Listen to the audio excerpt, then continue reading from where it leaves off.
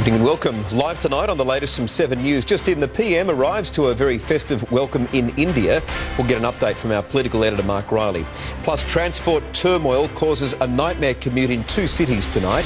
Visa backflip, the Perth family allowed to stay in Australia after being told their son with Down syndrome would be a burden. And a tidal wave of refinancing, how you can get the best deal on your mortgage. The latest from 7 News with Michael Usher. We begin tonight in India, where the PM has just touched down on a whirlwind trip, not only a crucial trade mission, but also focused on security. Chief Political Editor Mark Riley is travelling with Anthony Albanese and has more of a busy schedule ahead. Yeah, Michael, the start of a jam-packed visit here to India for Prime Minister Anthony Albanese, to a country that is an increasingly important strategic and economic partner. Mr Albanese was given a rather colourful ceremonial welcome at the airport here in Ahmedabad just a short time ago when he arrived, and was confronted by rather large posters of himself and Indian Prime Minister Narendra Modi adorning the streets of this city of 10 million people as he went through it to where we are now. At the suggestion of Prime Minister Narendra Modi, Mr Albanese's headed here to the Sabarmati Ashram, home to Mahatma Gandhi in the 1920s and 30s, centre of his freedom struggle in those years. Tomorrow, the biggest moment for ordinary Indians, and perhaps a big moment for Anthony Albanese himself. He'll join the Indian Prime Minister at the massive new Modi Stadium here for the start of the fourth cricket test, meeting the teams, joining the national anthems and the coin toss, and the first of several meetings with his Indian counterpart that will include a full day of official meetings in New Delhi on Friday. There's much to discuss on trade and international security. India is our largest customer for coal, and also is looking for Australian LNG gas, but increasingly looking for lithium as well for an increasingly large battery manufacturing industry that's burgeoning here in India, and also hydrogen for green energy. So a country now that sometime this year will overtake China as the world's most populous country, and with a middle class that is going to cover 50% of the population by 2030. This is a massive market, and one looking for raw materials, the sort of raw materials that Australia has in abundance. The other main topic of discussion between the two leaders, of course, will be security in the region. India is one of the Quad members with Australia, the US and Japan as a foil to China in the Indo-Pacific, but also has a long relationship with Russia that provides a lot of munitions and machinery to India. And even though India has very passionately held to its line of non-alignment in international affairs for a long time, there has been evidence just of late that Narendra Modi has been slowly but pointedly using his leverage to try and encourage Russia to pull out of that war in Ukraine. So they are very good signs. So there's plenty to talk about on the three-day visit here to India. And of course, after this, Anthony Albanese is expected to travel to the US for the announcement of the AUKUS submarine contract and join US President Joe Biden and British Prime Minister Rishi Sunak there straight after this. So it is a jam-packed week ahead, Michael. Isn't it just? Mark Riley there in India. Thank you for that tonight. A visa backflip tonight. The government now allowing a Perth family to stay in Australia. They were facing deportation because their son, Aryan, lives with Down syndrome. The 10-year-old was deemed a financial burden to the health system. The Immigration Minister says he's personally considered the case, awarding a permanent visa. The good news came through just before school pickup. Let's go live to Liam Tapper now in Sydney, where commuters have been dealing with the delays right into the night after the entire rail network was brought to a halt. Liam, more disruptions expected tomorrow? Yeah, good evening, Michael. Well, if you listen to Transport for New South Wales, the authority for the whole rail network here in New South Wales, the short answer is no. They are hopeful that all trains will be back running as normal in time for tomorrow's peak hour. But we have been here in the city on one of the lines here for a short while now, and we keep hearing announcements that there are still major delays after that major communications breakdown. We're looking at around an hour delay because there is such a backlog of of trains that were stopped throughout the afternoon, all due to this radio failure. Now, how it all happened, it was just before 3 o'clock, the train's radio system, which is essentially, if you think about it, an air traffic control system at an airport. It controls the whole network right across New South Wales. So it wasn't just train stations in Sydney that we saw those shots at 6 o'clock of thousands of people streaming out of train stations around the city, but places like Newcastle, down on the south coast as well. All of these train lines were impacted, and we heard from officials at Transport for New South Wales this afternoon who said that they're sorry for it and they wish that this didn't happen. Let's have a listen. We apologise to customers for the interruption to services this afternoon. Our safety will always be our priority. We've got trains running again and we will fully investigate the root cause of this particular incident. Now, fully investigate, Michael. There's some pretty interesting words that we probably need to take a look at here, because think about this system. It's only 5 years old. So in terms of a network overarching system, that's not very old. So no doubt many people are going to be watching this intently, and hopefully for commuters tomorrow, there won't be the delays that we saw this afternoon. Fingers crossed for them. All right, Liam Tapper there in Sydney tonight. Thank you. Commuters in Brisbane also face lengthy delays leaving the city tonight. Mass queues and confusion at the King George Square busway station. TransLink says it all started with a broken down bus which held up countless routes. Delays of more than 30 minutes disrupted the busy commute, with services cancelled elsewhere. Let's go to Sarah Jones in Melbourne now. After a dramatic manhunt, a man's in custody tonight following a deadly attack. Sarah, good evening. How did it all unfold?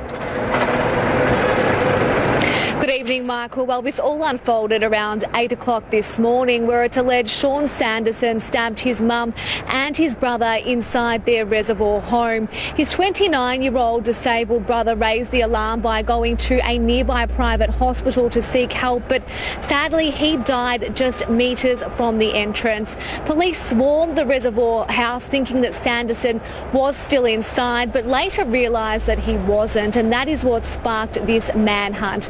Police eventually caught up with the 32-year-old around 7 hours later, just kilometres away in the nearby suburb of Preston, and they made a dramatic, swift arrest. He is now in police custody, where he will spend the night answering questions. As for his mother, well, she remains in hospital with serious upper body injuries tonight. Michael. Sarah Jones there in Melbourne. Thank you.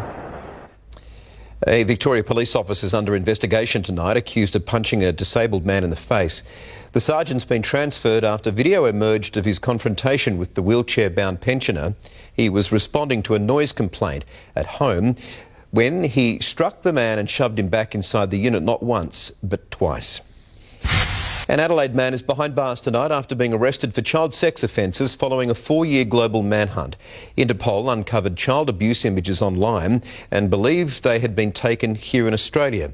Investigators spotted a clue in the images that led them to 46-year-old suspect Samuel Joe Frost. He's accused of producing, possessing and publishing the child pornography. At least one house has been destroyed tonight in an emergency-level bushfire in the New South Wales Central West. The Tambaroora fire has burnt through more than 7,000 hectares. Around 50 homes are in danger. Residents there are being warned to shelter in place, and if you're not at home, don't return. As interest rates continue to climb, many Australians are looking for a mortgage lifeline. Network Finance editor Gemma Acton joins me now. Gem, good evening to you. So there's a refinancing tidal wave looming. Yes, so it seems. A lot of people are being forced to refinance. There's a huge amount of fixed rate mortgages that are expiring this year, so they do need to go out and find another one. But a lot of people are also just choosing to. When rates were really, really low, there wasn't that much differentiation between what different lenders were offering. Now that rates are moving higher all the time, there's actually quite a lot of difference between the least competitive and the most competitive rates. I think now the average rate is above 6% somewhere, but you still can get rates for under 5%. So it definitely is worth giving it a go. They'll look at your profile about, you know, how attractive you are as a borrower, how much they want to keep you as a customer, and then figure it out from there. But it's certainly worth having a look if you haven't done so already. What should people be doing? Are there basic tips right now? Yeah, I think if you like your current lender but you just want to know if you can get a better rate, start with them. Before you have that conversation with them, prepare yourself. So jump online, see what else is being offered elsewhere, make a few notes of it. If you know a broker you like and you trust, give them a call and ask what they're seeing in the market and what they think with your profile you could possibly get. And then give your lender a call. They might give you a better offer on the spot, which has certainly happened to quite a few people I know recently. They might push back and say, no, that's the best we can do for you. And at that point, actually go and get some other offers. It might turn out that you can't get any better offers at all, in which case you're probably best where you are, but at least you know. Meanwhile, the Reserve Bank Governor has hinted today at a rate pause. Yes, so yesterday's statement was really interesting insofar as there was definitely a softening in the tone used. One of the really important language differences was even in February, they referred to further increases being likely. Yesterday it was further tightening, which could mean just one more increase. Central bank statements are pored over by economists. They sit there honestly going through every single word, matching them up to the statement the month before, so nothing in there is accidental or just a throwaway line. They're very, very carefully written. So this was really a very meaningful change, even though you could quite easily skate over it if you didn't know what you were looking for. Today, all that messaging was reinforced. A much softer tone. Yes, we're seeing that this is starting to impact households. Yes, we know that the economy is slowing down. And what the Reserve Bank did yesterday was really leave open the door for itself to either pause or hike next month and in the months to come. And everything that Governor Lowe said today really stuck by that. He acknowledged the pain on households. If we look at the data, we know that consumer spending's slowing, inflation's slowing, jobs are slowing. So the question really is, how fast are these slowing and how much pain is being inflicted on households? And what Governor Lowe said, and is absolutely right, we'll be watching the economic data really closely from here. Oh, let's see if he holds to that softening opinion in the next couple of months. Yes. All right, Jem, thank you. Thank you. A mother of 6 recovering tonight after surviving a terrifying kidnapping ordeal that left 2 of her friends dead. Lativia Washington McGee travelled to Mexico from the US with 3 friends for a medical procedure before being taken at gunpoint, as you can see there. 2 were shot dead in what's believed to be a case of mistaken identity. McGee's recovering in a Texas hospital alongside Eric Williams, who was shot in the leg. New US intelligence suggests a pro-Ukraine group was behind the Nord Stream gas pipeline attack that spilt natural gas into the Baltic Sea. The explosions destroyed pipelines connecting Russia and Germany. The US and NATO previously called it an act of sabotage, while Moscow blamed the West. An official investigation into who could be responsible has not yet concluded. An out-of-control car put an abrupt stop to this podcast recording. The 2 men were in an interview at a cafe in Houston, Texas, when a 4-wheel drive crashed through the window behind them. The whole ordeal was caught on camera. Incredibly, no one was hurt. Some good news for cash-strapped shoppers. Fruit and veg are about to get cheaper at the checkout. Garth Burley joins us live now. Garth, good evening to you from Brisbane. When should we see the prices drop?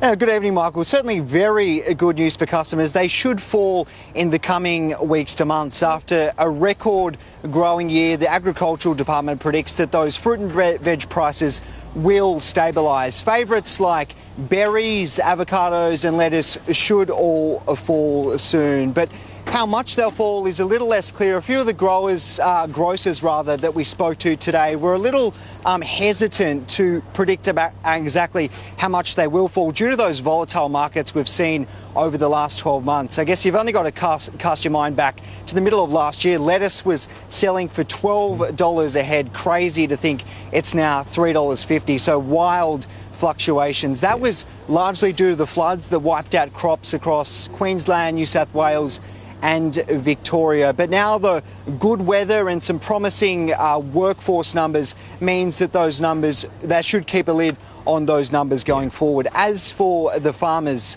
a record year, their best year yet, $90 billion in food and fibre. They still, however, are facing some of their own challenges, freight, fuel and fertiliser. So although it's pretty good news in the current climate for customers after 12 months of cost of living rises, it certainly is still a bit of a challenge for the growers. It is indeed, but it will take a tiny bit of good news on prices. All right, Garth Burley there in Brisbane, thank you.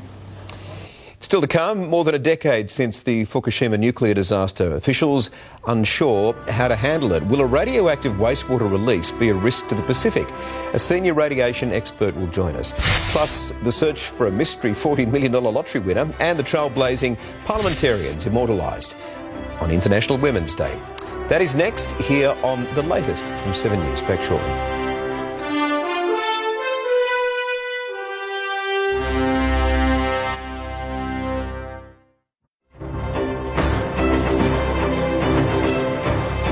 It is nearly 12 years to the day since a nuclear plant meltdown in Japan caused by a devastating earthquake and tsunami. Tonight, a plan by authorities to release treated radioactive water into the Pacific Ocean is causing alarm for other nations. In the aftermath of Japan's strongest earthquake in recorded history and the powerful tsunami that followed, a blast put the world on edge. The disaster at the Fukushima power plant on March 11, 2011 was the worst nuclear accident since Chernobyl. In the days that followed, 3 of its nuclear cores largely melted. Radiation was leaking. Levels of radiation exceeding the provisional standards set by food safety legislation. To prevent the plant going into meltdown, scientists poured hundreds of tons of water into the damaged reactor buildings every day, keeping them cool. Over the next decade, all that wastewater had to go somewhere. 1.25 million tonnes of it is now sitting in storage tanks at the site, but the space has quickly been running out. So the Japanese government approved a plan to start pumping the water, which has already been heavily treated, into the ocean. This would allow it to decommission the plant. We will secure safety that is far above the regulation standard. But this does not sound like a great idea to neighbouring countries in the region. From South Korea to China, Taiwan and Pacific nations further south, there's been dismay at the plan. So, will the release be safe? Joining me now is Dr. Tony Hooker, Director at the Centre for Radiation Research at the University of Adelaide. Good to have your time tonight. Thanks, Michael, for the opportunity to speak to you tonight. It's an interesting subject. Now, you're on an advisory panel to the Pacific Islands Forum about this dumping. What are your views? Do you think it poses any risk? Look, if you look at the numbers which the Japanese are looking to dispose of into the sea, you would say on paper that, you know, it's lower than other reactors around the world. But our task from the Pacific Island Forum was to look at the scientific merit of the disposal, noting that this is a slightly different scenario in that the water is contaminated and it has to be cleaned before it can go into the sea. And do you have confidence that that is the case, that it's being cleaned? Well, that's what we're trying to assess at the moment. The scientific panel has been liaising with TEPCO, the Japanese government, and we've just started more in-depth discussion with the International Atomic Energy Agency. Well, from that side, they seem confident. I mean, the Japanese government, the International Atomic Energy Agency and some other independent scientists have declared that the planned release, it's reasonable, it's safe, according to all of them. That's on their side. I guess you want some more answers first. Correct, you know, and like I was mentioning before, on paper you would say that this is a procedure that is undertaken by nuclear power facilities all around the world. The big difference here, as I said before, is that they actually have to clean the water to remove a lot of radiation contaminants, and then they're left with what's called tritium, and it's the tritium that they want to dispose of into the sea. Well, with your knowledge then, how difficult is that task? They are using this process called Advanced Liquid Processing System. They are undergoing a whole range of procedures and techniques to actually clean this. This is what we're trying to assess. We're trying to understand the efficacy of that cleaning process.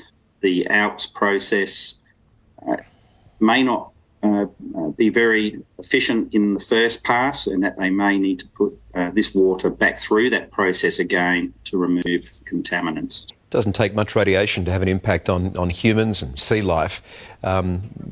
what would be the fears of contamination? Higher doses do cause deleterious effects, but low doses is still a little bit unknown. And so these are also some of the questions which other members of the panel have been raising questions about, the organically bound tritium and how this interacts biologically.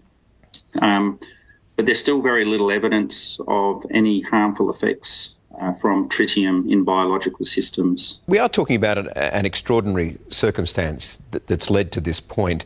As you said, there is procedure of this disposal with other nuclear facilities, but not as a result of the catastrophe suffered at Fukushima. There would be many questions to be asked before this is allowed to go ahead, surely.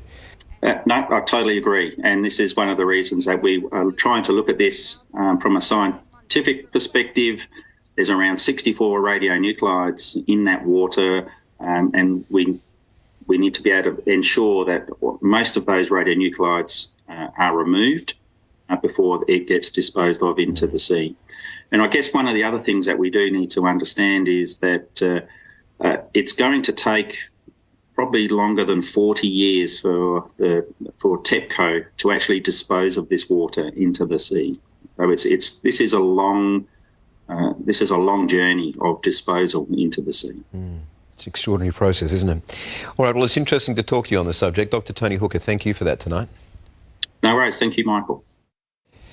Still to come, I'll have your weather forecast. Plus, are you $40 million richer tonight? Time to check those lotto tickets. That is next, here on The Latest from 7 News.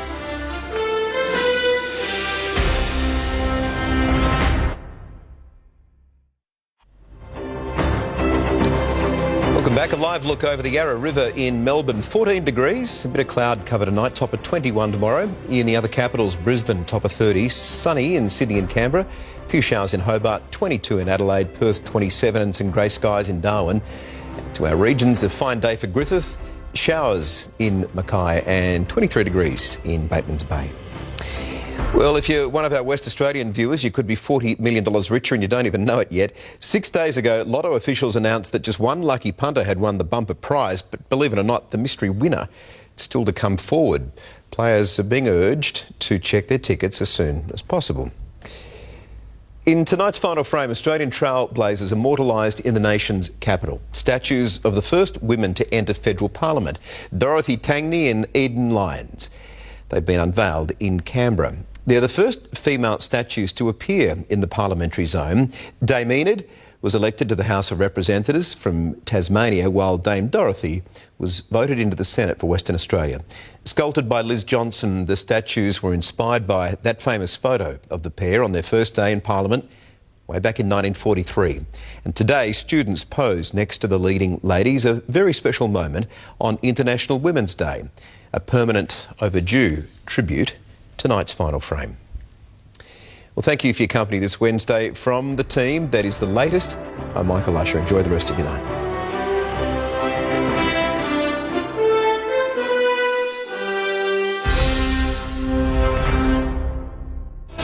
Stream 7 News anywhere, anytime, live and on demand on 7plus. And with 7news.com.au, you'll know the news